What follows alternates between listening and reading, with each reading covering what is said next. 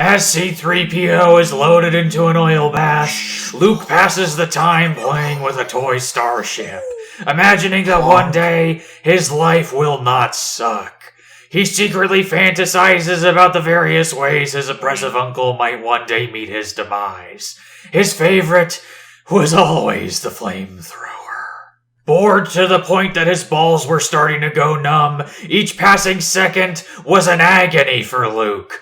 Desperate for stimulation, he grabs a screwdriver off the shelf and just starts tearing into R2-D2 like a freaking animal. R2 protests, wildly beeping, beep, beep, beep, beep, beep, for dear life. C-3PO tries to reason with Luke, but he does not care. He has absolutely no idea what he's doing.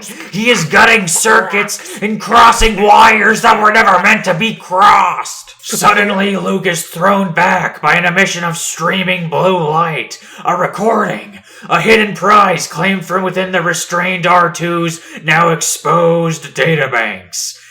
Help me, Obi-Wan Kenobi. You're my only hope. It incessantly repeats on loop. God! She's hideous! Who is she? Cries Luke. He tries to look away, but his eyes are drawn to and fixated on the hologram like a hawk. He observes the horrifying hoop-haired witch in petrified awe. He thinks to himself that this is the most disgusting creature he has ever laid eyes upon.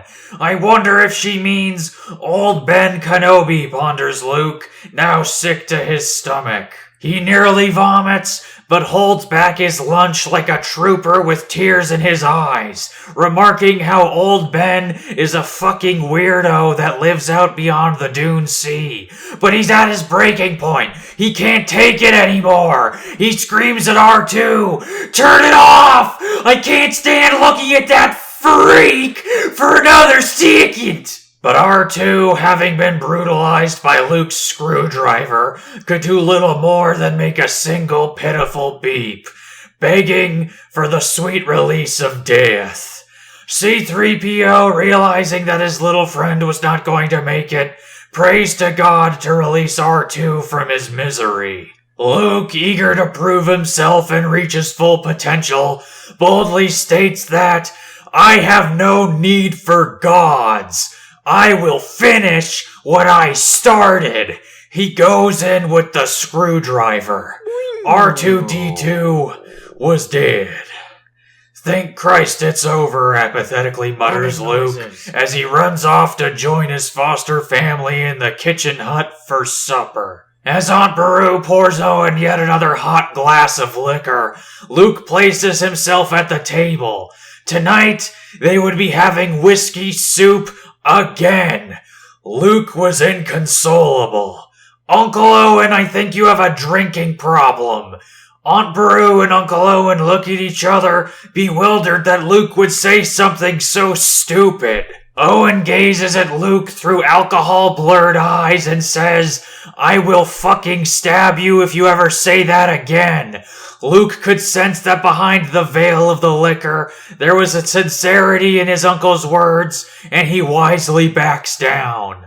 "You're always so silly, Luke," remarks Aunt Beru, faking a laugh and holding back tears. Luke thinks to himself that if he could read, he would surely find his Aunt Beru cited as an example under the dictionary entry for battered housewife. "Luke, have I ever told you about how your father genocided the Tusken Raiders?" Owen inquires. "He killed all of them, every single one of them. And not just the men, but the women too. Even the children, Uncle Owen? Yes, Luke, even the children.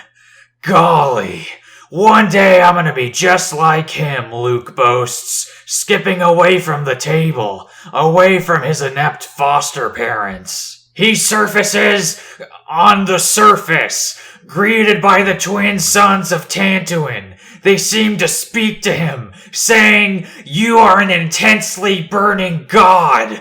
Luke swells, bursting with rejuvenated pride. There is no doubt in his mind that one day his great deeds will earn him the fame and power that he deserves. He looks down, now realizing that he has just stepped into dog shit.